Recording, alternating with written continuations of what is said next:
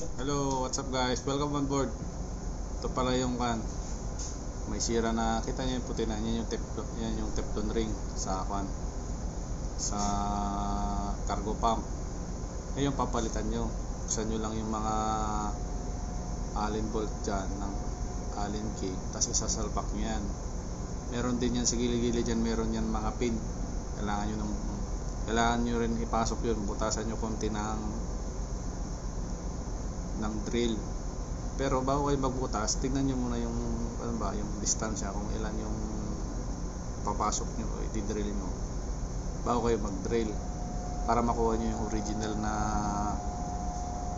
distansya nya, para makapoon dyan mismo dyan sa, tignan nyo dun guys, o diba may butas yan sa gilid, dyan yung sinasalpak yung mga pin. Ayan, sa butas sa gilid, nakita nyo yan, yung luma.